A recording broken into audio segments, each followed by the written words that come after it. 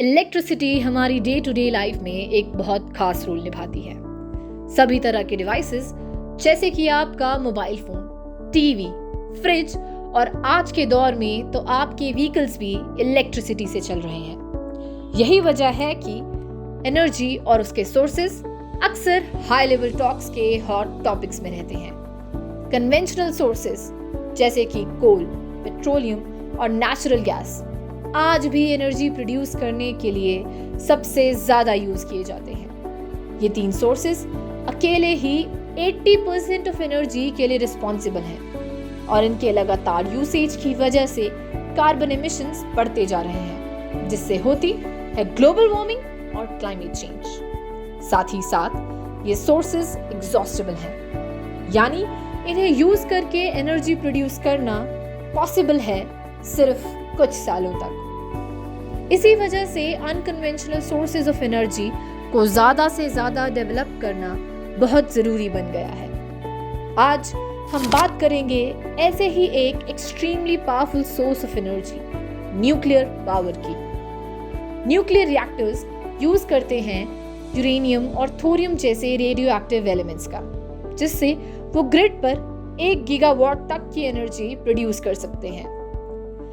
अगर capacity factors को consider करें तो सेम अमाउंट ऑफ एनर्जी को at least 2 thermal power plants का होना जरूरी है।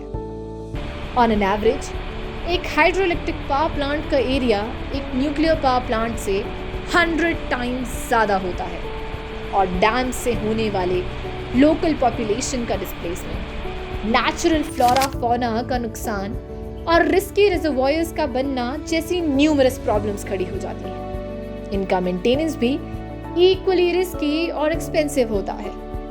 इनमें से काफी सारी प्रॉब्लम्स न्यूक्लियर पावर प्लांट्स के केस में होती ही नहीं है। न्यूक्लियर एनर्जी का कार्बन फुटप्रिंट कोल और पेट्रोलियम के कंपैरिजन में मिनिमल है। साउंड्स परफेक्ट, है ना? पर अब आप सोचेंगे कि अगर न्यूक्लियर एनर्जी इतनी ही बेनिफिशियल है तो देश की टोटल एनर्जी प्रोडक्शन में इसका शेयर सिर्फ 3% ही क्यों है? दुनिया के 2% यूरेनियम और 25% थोरियम रिजर्व्स होने के बावजूद क्यों सरकार ज्यादा से ज्यादा न्यूक्लियर रिएक्टर सेटअप नहीं करती, इसमें इन्वेस्ट नहीं करती, और क्यों इसकी एक्सपेंशन इतनी स्लो है? पहले तो न्यूक्लियर पावर की सबसे बड़ी प्रॉब्लम है उसकी रेपुटेशन। न्यूक्लियर वर्ड सुनते ही हिरोशिमा, चेरनोबिल, फुकुशिमा जैसे इंसिडेंट्स दिमाग में आते हैं। Sure, nuclear power is risky.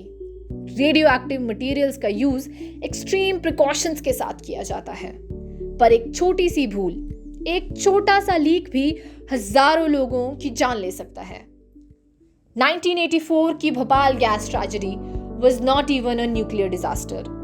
एक पेस्टिसाइड कंपनी में हुए लीक से आज तक 20,000 लोग अपनी जान गंवा चुके हैं, और आज भी सर्वाइवर्स की अगली जनरेशंस सीवियर बर्थ डिफेक्ट्स के साथ जन्म लेती हैं। इससे केमिकल लीक्स और उससे होने वाले डैमेज का फोबिया इंडियन पॉपुलेशन में बैठ चुका है।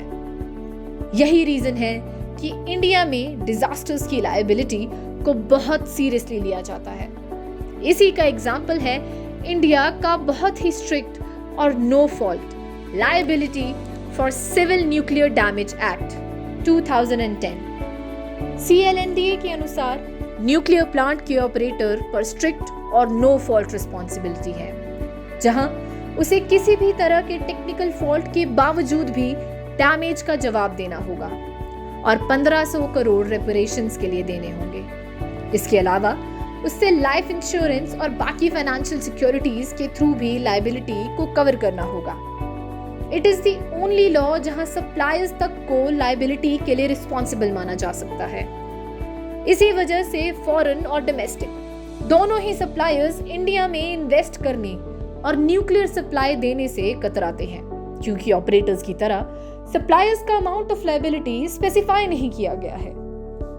यही वजह है कि south Korean nuclear supplier companies और इंडिया की डोमेस्टिक कंपनीज इंडिया में इन्वेस्ट और ग्रो करने में नाकामयाब हैं। अब बात करते हैं एक और प्रॉब्लम की, न्यूक्लियर वेस्ट की। जिसका सेफ डिस्पोजल एक बहुत बड़ा इशू है।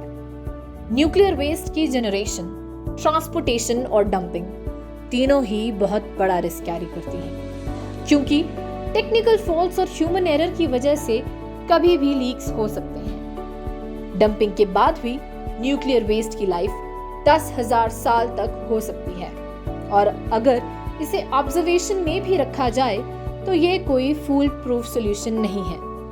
इतना ही नहीं, न्यूक्लियर पावर प्लांट्स के साथ साइबर अटैक्स का भी डेंजर आता है, जैसा हमने ईरान के न्यूक्लियर पावर प्लांट्स में होते देखा। इन इंडिया सबसे इंपॉर्टेंट मेडिकल इंस्टीट्यूशन एम्स तक ऐसे साइबर अटैक से इम्यून नहीं। ऐसे में can we protect our nuclear power plants is still a question unanswered. पर न्यूक्लियर एनर्जी का केस अभी भी होपलेस नहीं है। ऐसा तो बिल्कुल नहीं है कि न्यूक्लियर एनर्जी को वर्ल्ड आज भी एक सोर्स ऑफ डिजास्टर की तरह देख रहा है। फ्रांस, साउथ कोरिया और यूएसए में न्यूक्लियर पावर प्लांट्स काफी डेंसली मौजूद हैं। इंडिया में भी अगर इंटरनेशनल एटॉमिक एनर्जी एजेंसी की सेफ्टी और रिस्क मैनेजमेंट पॉलिसीज को इम्प्लीमेंट किया जाए तो न्यूक्लियर एनर्जी को यूज में लाया जा सकता है। इस समय जरूरत है न्यूक्लियर रिएक्टर्स की टेक्नोलॉजी और वेस्ट डंपिंग को रिसर्च करके रिएक्टर्स के कैपिटल कॉस्ट को घटाकर और ऑपरेटिंग फ्लेक्सिबिलिटी को इम्प्रूव करने की।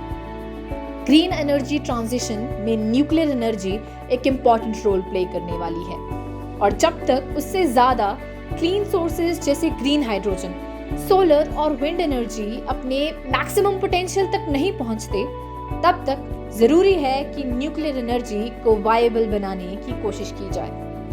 सभी फैक्टर्स को ध्यान में रखते हुए कह सकते हैं कि nuclear energy is not the answer, but it is definitely a question that we need to start asking.